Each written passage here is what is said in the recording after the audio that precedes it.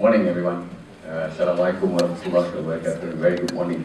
Very happy to be here. Actually, I just start on the platform so that everybody can see me, and then I start. If I start feeling a bit sleepy, then I'll move around and walk around with the crowd. Sufan is my partner, looking after human capital and talent. So she knows exactly what the challenges of Sunday morning, especially when we lost an hour last night. But the good news is Liverpool won. Okay, excellent. The top of the table. All Blacks won also as well. So you know what time I slept last night. If you know I know all these results, that means I slept about 4:30 last night. Okay. Okay. Anyway, I've got 20 minutes. I'm gonna be scolded if I go beyond 20 minutes. So I'm just gonna move quickly. Okay, if I can figure out. Okay, good work. I prepared these slides. There was a good intro, actually, the video and the opening remark just now. But what I just want to say first, before I start with all these details and facts, is really to say first, congratulations. This is awesome. And the fact that you guys take the time to come here on a Sunday morning to talk about Malaysia and to listen to a bunch of guys who has probably got our own views on things, and we might eventually agree to disagree. It's excellent, and I think that's the kind of spirit that I wish we could see more in the rest of Malaysia, not just in this smaller community of Melbourne Malaysians.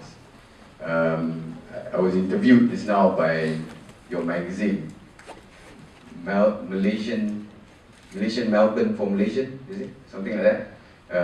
And was asking what exactly I would like to get out of this forum, or I would like to impart in this forum. Actually, what I really would like to hear, or what I really would like to get today, is actually to hear your views. Not so much of our views, because I think a lot of the things that I'm going to be saying today are things that you would have read anyway in mass media. A bit of views from Ernst & Young, from EY, but what I'd be interested in is to hear your views as the future talents of the country on what matters to you, what you think matters to you, and how we,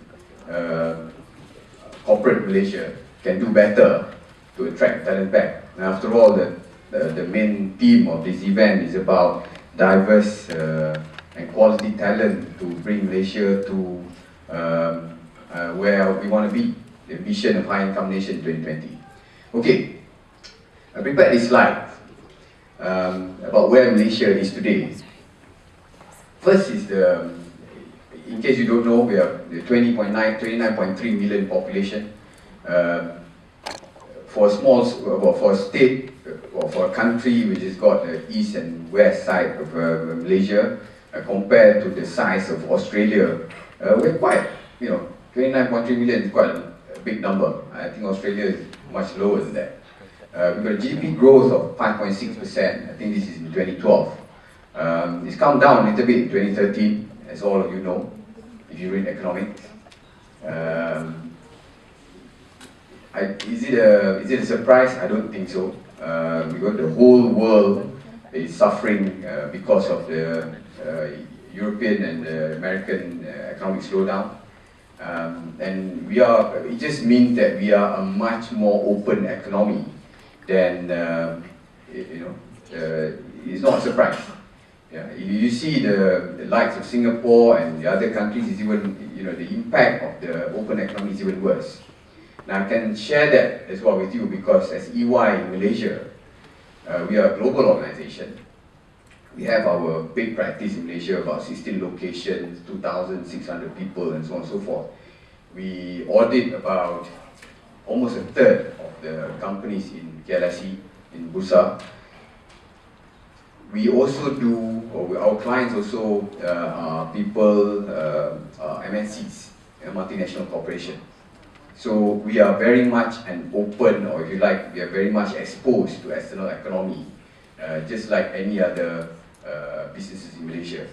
So compared to the likes of a much more open economy like Singapore, the implication of a slowdown in a global economy is perhaps much less. You read that in all the economic report and so on as well. The bit that is propping up the Malaysian economy is the domestic demand. You know, the continuous domestic consumption that we have in Malaysia. We have a bit of concern here and there about overheating of household debt and so on and so forth. But overall, the domestic demand is still propping up the GDP growth. And I think we're going to hit somewhere around between 4.5% to 5% 2030. I think that's where we're looking at. If you have not heard this, our per capita income is about slightly less than 10,000 US, actually 9,900 and something to be exact. So we've grown quite a bit. Yeah, but the target is, as you know, is 15,000 by 2020. I don't think it's something that is not achievable. I'm very positive about it because I've seen this over the last how many years that I've worked in Malaysia. Where we are in terms of global competitiveness, we're number 5 in Asia, outside of the Middle Eastern countries. We are number 2 in ASEAN. No prize for guessing who's number 1. Right? Is our dearly beloved neighbor down south, Singapore. We're not that far away, but in terms of the whole thing, I think I can't remember what exactly the Singapore ranking is in the whole in the World Economic Report, but ours is about I think number 24, if I'm not mistaken. So it's not too bad. Global destination, we're number 3. We're top 3 ASEAN FDI recipient, other than Singapore, and I'm just going to walk a little bit because I'm feeling a bit sleepy. Top 3 in ASEAN FDI recipient, I think other than Singapore and, if I remember correctly, it's probably Indonesia, if I remember correctly. We're top 10 of world's top tourism destinations. We're a global leader in a few things. One of the world's leading E&E exporters. You know what E&E stands for, right? Yeah, electrical, electronic. We're number 1 sukuk issuer. If you've not heard of sukuk, it's a form of bond, but it's an Islamic bond. We're very, very strong in Islamic financial services in Malaysia. We are a global leader. In fact, if I can share with you, EY, we have a global network of Islamic financial services team across the globe, running from Bahrain to Luxembourg to New York to London, Malaysia, and Hong Kong, and Singapore, probably a bit of Indonesia as well. And this year, EY will issue a report on Takaful, a global Takaful insight. Takaful is a form of Islamic insurance. It's Islamic insurance, in case you don't know, it's Islamic insurance. Why we decide to issue it out of Malaysia is because we feel that that's probably the real home of Takaful. We started Takaful first in 1984. The first Takaful Act started in 1984. First Islamic Banking Act started in 1983. I've been working on Islamic financial services for as long as I can remember, since I came back from the UK. So we are a real global leader in this case. So we ought to be proud of ourselves. I think the problem with Malaysians sometimes is we have a lot of things to say about bad things about Malaysia, but we don't know when to say the good things about Malaysia. We ought to be proud of ourselves. We are a great, we are a great country with a lot of good things, and we've got to be proud of those things that we're good at. It doesn't mean that we shouldn't try and improve on the not so good things. Yeah, but we should take the positive and the negative together and look at it in a more balanced manner. LNG also, we have number 3 oil reserve in Asia Pac and world number 3 preferred accessible destination. So I suppose, as a whole, we are a blessed country. We've got resources, natural resources. We have facilitative policies on certain bits, certain bits of the economy like Islamic finance and so on and so forth. And we have a great future going forward. So where does Malaysia aspire to be by 2020? You heard about the Economic Transformation Program. The ETP, do I get extra minutes because where does Malaysia want to be by 2020? You've heard of ETP. Let me, instead of boring you with all the details about ETP, let me tell you what is the positive bit about ETP. Yeah? See, one of the things that we do a lot as a consulting firm, as a professional services organization, EY, is we run this thing called Program Management Office for clients. Yeah? When clients undertake a transformation initiative, they come up with a strategy. So the likes of the strategy firms will come up with all the superb, nice looking strategies and put it on paper. Now what we do well at is we translate that into action plans, into trackable action plan, if there's such word as trackable action plan. So it's like initiative. Number one, go and buy some eggs, those kind of things. The real practicable action plans that make sense. So what we do is we track those.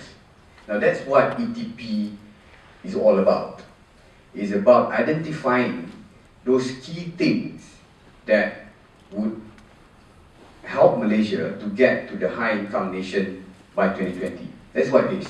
There's nothing spectacular about it. So whatever you hear people say, ETP is hopeless or ETP is good and whatnot, just remember that what it is just identifying those areas that will help us get where we want to be. Yeah? That's number one that I need to remember. Now, the other bit that is useful is we have an organization called Pemandu. I know they have been under attack all the time. I'm not sure why, to be honest. I work with Pemandu. Now, I'm not saying that they are, the best organization in the world. No. What I'm saying is the role that they're playing is very important. They are the equivalent of EY in those corporations where we run the PMO office, the Program Management Office. Pemandu runs a program to achieve what ETP sets out. So they are like a project or program management office looking at each of the NKEAs, the 12 NKEAs, and looking at where things are going and how to drive them going forward. It's not them who's supposed to do it. They are supposed to facilitate, and it's like for lack of a better word, you call it, no, I'm not going to use that word. It's a bad one. I wanted to say something like Rauf Rashid secretary, but no, that's not the right word. It's actually program. What Program Management Office does is these guys will crack the whip, and say if things need to be done, they're there and driving people to get it done. That's probably why they're not very popular. I don't know. Maybe to you guys, you probably think otherwise. Maybe they're popular, but I think they have been unfairly victimized in a way, because their work is actually to drive those programs, and those programs are not coming from the government. If you've heard of Dato Jala, he'll share with you.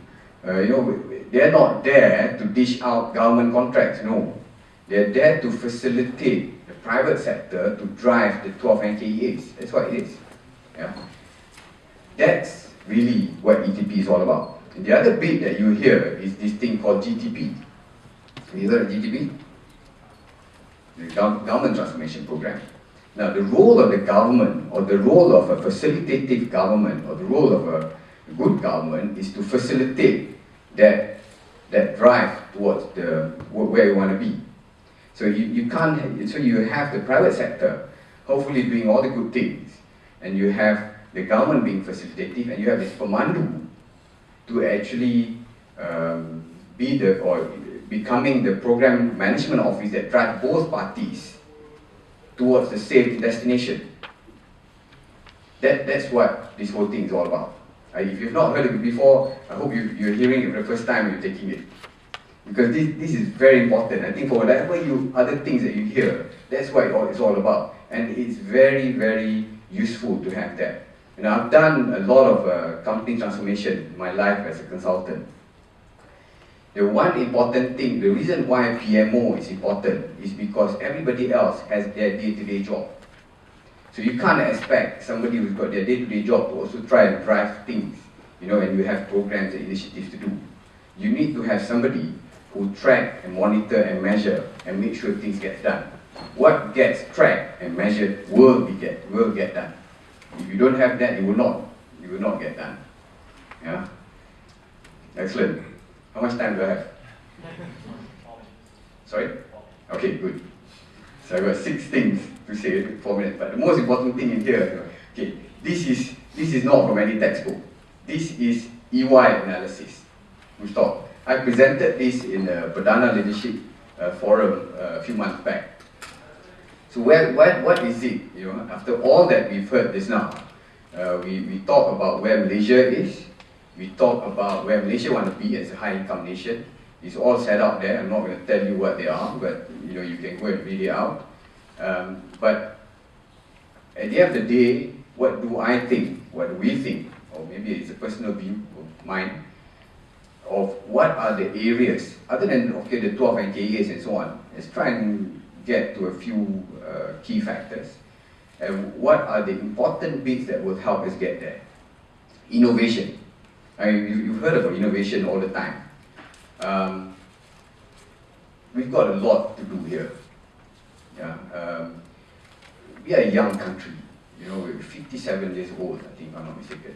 Am I right? No, sorry, 56 or 57 years old. Yeah. 1957, my math's okay, right? So we're a young country. You can't expect too much, but we're getting there. There are a lot of good things that have come out from Malaysians in Malaysia, and it's being helped to be commercialized. So that's one area. Technology, no two ways about it. You can't have a developed nation without having, top-notch technology enablement. Yeah, companies in Malaysia spend millions on technology all the time. I'm not going to go through talent yet. Let's go to capital markets. Why do we need capital markets? We need facilitative. Okay, that's the first one, right? There are 4 more.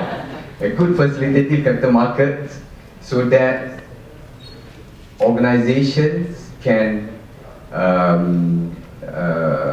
get capital, can raise capital to drive the business. Entrepreneurship. Why entrepreneurship is important? Because we cannot rely totally on government to drive everything.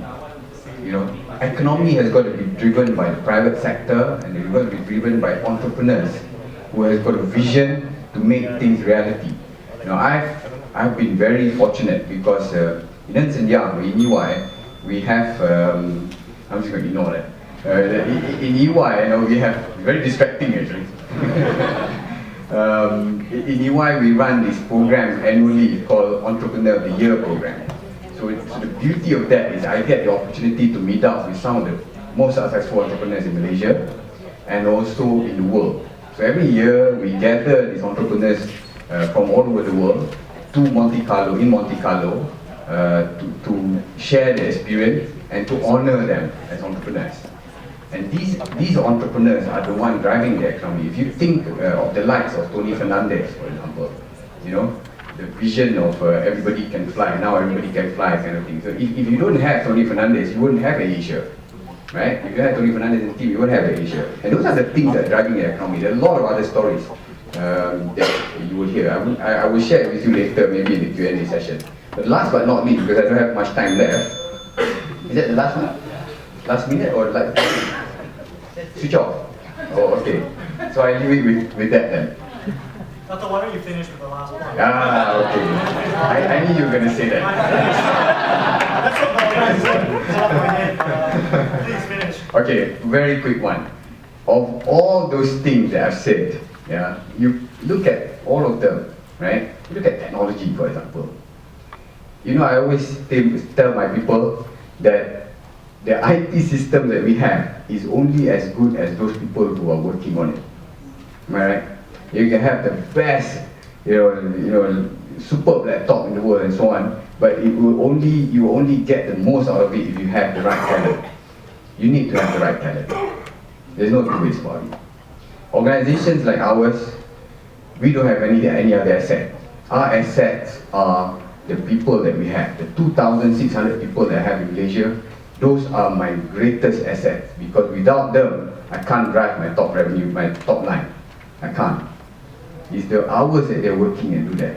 No, it's interesting that somebody said earlier about the Aspiration Malaysia number 2, is it, that says, what was that? Low productivity, long hours? Yeah. We can talk about that later. I remember that, I put a note. Because I'm going to challenge you later around that. But I'll leave you with that. Thank you so much.